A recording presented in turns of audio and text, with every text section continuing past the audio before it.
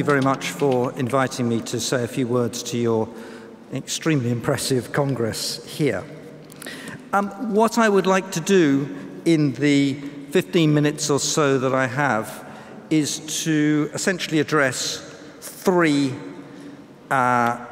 issues. First of all, I want to remind us all of the sheer scale of the climate change challenge. Climate change isn't German. It isn't going to be solved in Germany, though Germany may make some contributions, and it is not going well. And none of the existing policies around the world are up to the scale of the challenge. So I just want to remind us how big that challenge is, though you'll excuse me if I also point out how little contribution increasing coal burn in Germany has made to trying to solve those problems.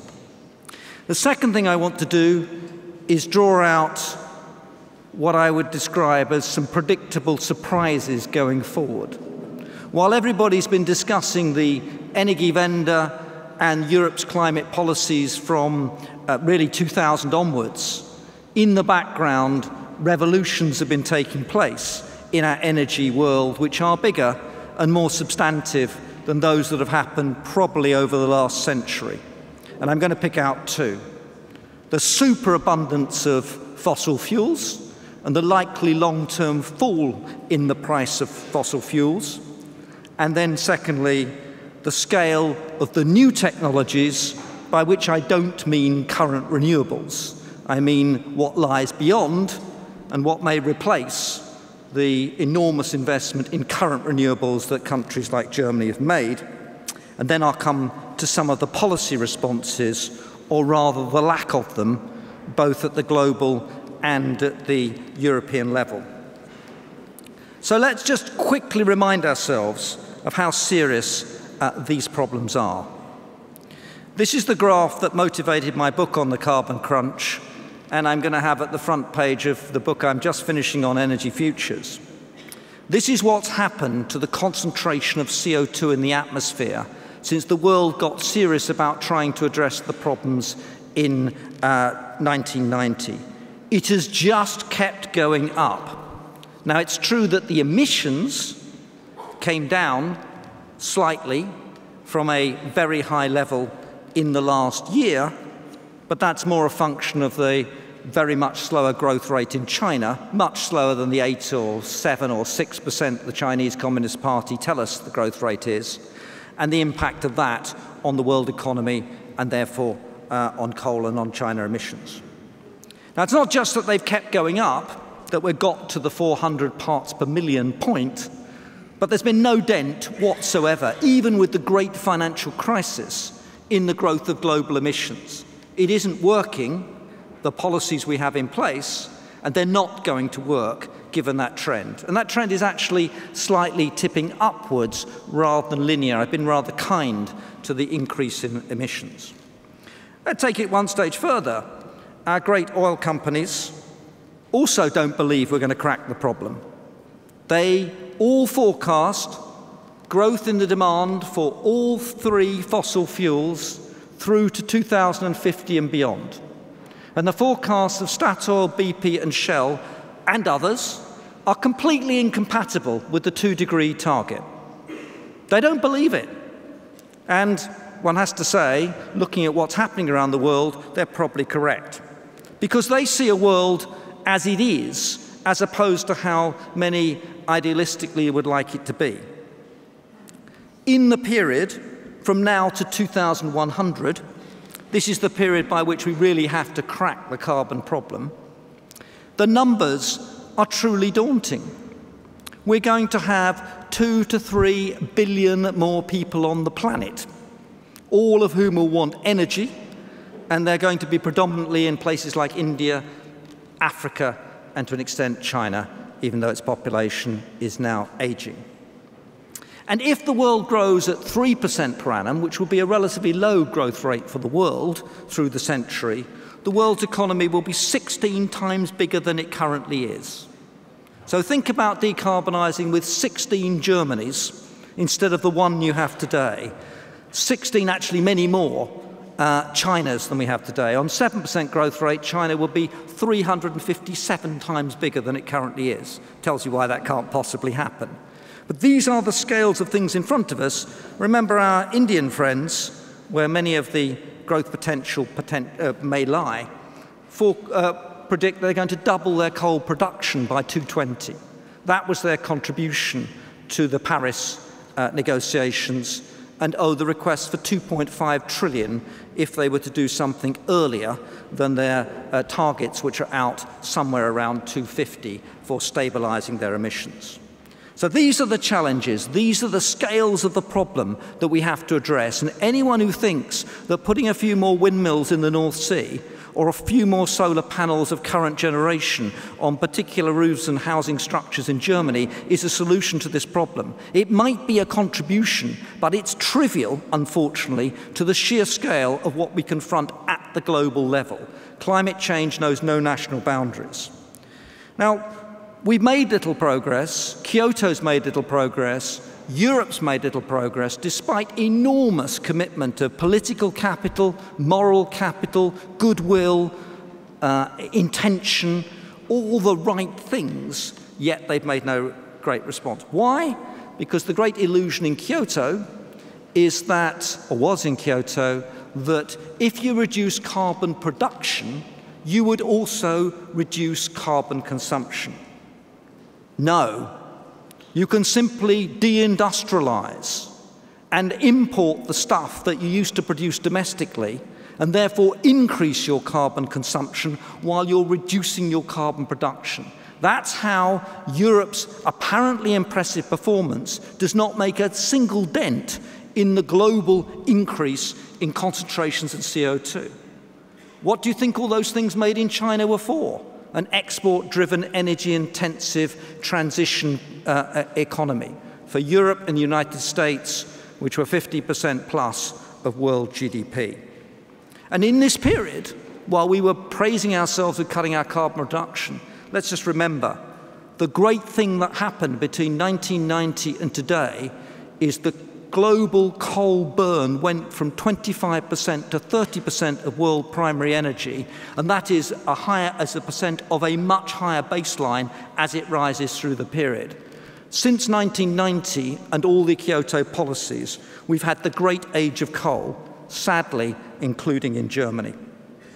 And you can see this because Germany has this rather blemished record in carbon reductions. You wouldn't believe that if you read the British press and anyone else's press about the great intents of the Energiewende. But if you go from nuclear to coal and from gas to coal, this is what happens. It doesn't contribute to reducing carbon emissions. So that's the context. And I wanted to be brutal about that context because just because you think you're doing a good thing, just because you've got good intentions, just because you've got the right ideas about the future and you care about future generations, doesn't mean you're going to solve the problem. This is a really large problem on a scale that it's hard to think of any problems other than this at the world level, and we have not made any substantive progress. It's much worse today than it was in 1990.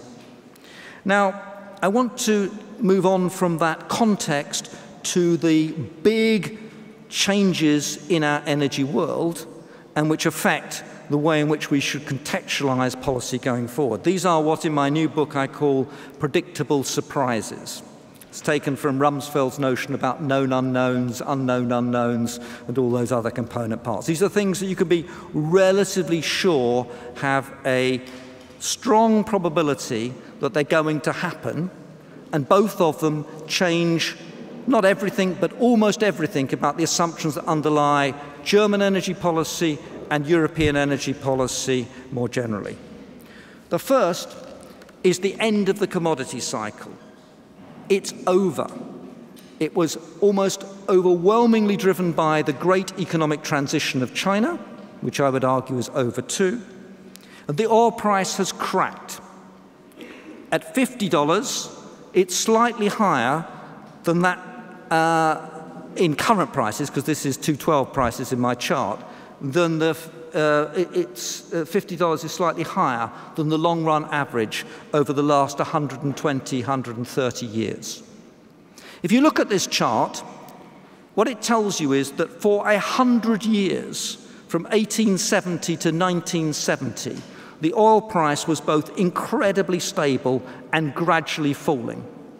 2 world wars, all the economic development of the 20th century, and the price fell. Why? Because supply responded to demand. The 2 aberrations in the 70s and the 2000s are over. And they both have clear explanations, but the long run is still driven by the marginal cost. Remember, the marginal cost of oil in Iran is what, $4 or $5 a barrel? So even $27 a barrel is profitable, let alone $50. And what we've discovered, while we've been confidently predicting in Europe that the oil and gas price was going to be double, that's why the renewables were all going to be economic, that's why the Energiewende was such a good industrial strategy. If you recall, and I've gathered the quotes together just because people tend to forget what they said at the time, if you recall, all the leading politicians in Europe were in the late years of the last decade predicting a doubling of the oil and gas price, renewables economic by 2020, and therefore that countries like America, with presidents like George W. Bush, would be out of the market, and presumably the petrochemical industries of the world would be flocking to Europe to get close to the relatively cheap offshore wind and onshore wind to compete. And Germany and Europe would have a huge competitive advantage against the United States and indeed Europe. It was all, to use a technical word, tosh. It was all based on an assumption about future markets, which was being undercut just as they made these forecasts and committed us to these levels of subsidy. Shale gas, in just 7 years, shale oil, produced 3 million barrels of extra oil onto the world market, cracked the world market, and has a marginal cost of about $50, and that's why you see shale gas coming back and shale oil coming back into the market now as the price has reached back up to $50. Further out into the medium term, you've got Iran and Iraq both technically capable of joining the 10 million barrels a day club. And then, as I come in a second, the second great change, which is the technical change ahead. I suggest that whatever happens in the short term, $20, $100, that in the medium and long term, the oil price and with it the gas price are going to continue falling. And that means the renewables are not going to be, the current renewables, in the market anytime soon. But the second big surprise, the predictable surprise, is the enormous scale of the emerging new technologies. This isn't about conventional wind turbines. This isn't about conventional solar panels. This is about opening up the light spectrum. This is about solar film. This is about graphene. This is about the digitalization of virtually everything. Digitalizing things means they are automatically electric. If everything's digital, everything's electric, and the robotics, the 3D printing, the artificial intelligence, the quantum computing, all of these technologies are coming together to change the possibilities in our energy sector. This prospect is exciting. This is the area where climate change will probably get cracked. And so far, it's got virtually nothing to do with policy. Indeed, if we spend billions of pounds on existing technologies like offshore and onshore wind, we have nothing left to spend on the R&D to drive these new industries going forward. And next generation solar will make the sort of things that are on German roofs look very much like Trabants compared with the best Golfs and the best Volkswagens in the market. And these will bring decentralized networks. They're all zero marginal cost, like broadband. The economics of the electricity industry won't be driven by the wholesale market. Just like the broadband is not driven by wholesale market, this will be about capacity markets and about the allocation of fixed and sunk costs, network costs amongst players. Now, what are the policy consequences and the policy responses to this failure to achieve very much so far in the face of a huge challenge and the changing context within which our energy world is set? Well, they're pretty dismal, except in one area. The obvious place to start is to get out of coal. That was the essence of my Carbon Crunch book, that coal, that 25% to 30% increase in in share of world energy was what was driving the growth of emissions, and what we can do cheaply and fast is to get out of coal. Get out of coal and use gas as a transitionary fuel, not as a permanent solution, but a transitionary fuel. It's the obvious, no-brainer economic strategy to pursue if you want to decarbonize stuff now, while you get on with the really interesting medium-term stuff with the new technologies and the full decarbonization of the economy. What happened instead? Well, if you look at Germany, but Britain was pretty much in the same space, the last 10 years have been a great time for coal. We got our coal burn back up to 40%, you got yours to 45%. We at least didn't build any new coal power stations, Germany did. We didn't close our nuclear stations to burn coal instead, and we didn't go out of gas into coal on quite the same scale as Germany is. Fortunately, that looks to now be on the agenda. But any country in the world which expects to be taken seriously in the climate change area cannot have anything other than a policy for exiting coal. It's the cheapest option, it's the fastest option, and coal is genuinely and very dirty. It's not just the CO2 emissions, it's everything else that goes with it. So exit coal. Now in Britain, we've gone one stage up the line. Not only are we apparently supposed to be going back into nuclear, perhaps more in the discussion, but we have announced we're going to be out of coal by 2025. That is a serious climate policy, which I think should be emanated across Europe. The second area of policy has been the idea that we can crack these problems by international negotiations. And if we all rock up at Paris, thousands of people, we all demonstrate, we all paint the squares with yellow and green and commit ourselves to the great climate change cause, that this is actually going to solve the problem. Well, unfortunately and sadly, the answer is it hasn't solved the problem so far. And if you look at the difference between the reality at Paris and the hype, it's just extraordinary. I mean, it's voluntary pledges. Whatever they say about legally binding, the only thing that's legally binding is you have to rock up in 5 years' time and have another party and discuss your next round of pledges. These are voluntary, not legally binding. The intention at Durban was legally binding caps. And they don't add up to 2%, or 2 degrees rather. So what's the solution? Hey, well, we can't do 2 degrees. We couldn't do it last time, but I tell you what, we'll have a target of 1.5. Now, that gets you nowhere. That distracts from trying to focus on what's necessary. It will keep the UN in business. They will have another event every 5 years. The NGOs will have a whole campaigning process every 5 years. It's like general elections. You can time your process to this. But this is not going to solve climate change. And remember, the Chinese agreed not to stop increasing their emissions till 2030. India doesn't have any serious cap. That remains the state of affairs. And the American cap is a function of doing the right thing for other reasons, going from coal to gas. That's why America's performance in recent years is as good or better than Europe's on climate change without any policy. So anyone who thinks that this is the framework, Paris, we've cracked it and we can move on, sadly, unfortunately, the answer is no. Which brings me to the EU. So what's going on at the EU level? Well, remember, we in the EU are leading the world on climate change.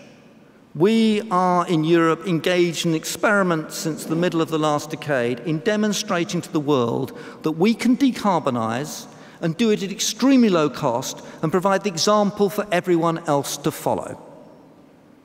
Well, apart from its pure patronizing attitude, you have to look at the result. Nobody around the world wants to imitate what the Europeans have done. Nobody is adopting our way of going about these things.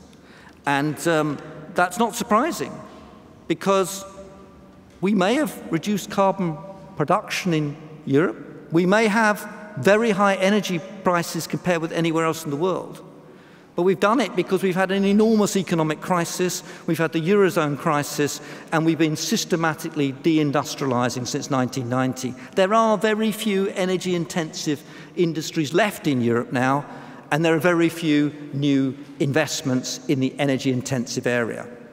At Shell's results yesterday, they announced yet another petrochemical plant for the United States. The story is very different in the United States.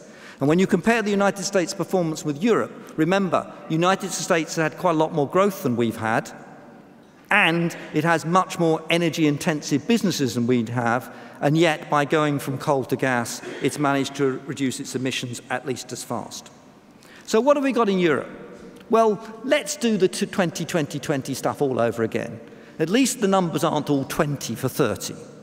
I mean, anybody who thinks that everything added up to 20 was the right answer, the probability of that being true is pretty close to zero, but it had a nice sound to it. So for 2030, we're going to have a renewables target, but not a country one. We're going to have a European target, but we've no idea how national targets will add up to that outcome. We're going to have a market design directive which doesn't yet engage with the zero marginal cost world that I described with digitalization and all the new technologies. It's just playing catch up to try and address some of the decimation that's taken place in the more fossil fuel directed utilities. We have no idea how the 2030 target is going to be allocated. Do you think our Polish friends are going to be happy to take exactly the same target as the Germans or the French or the British?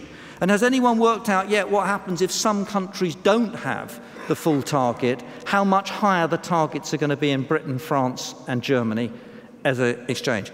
All put off to the end of 2017. And why?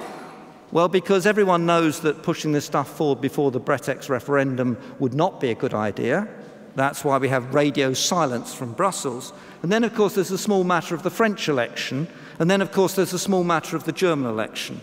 And the irony of the whole thing is that all these directives are being pushed back into, guess whose presidency of the EU?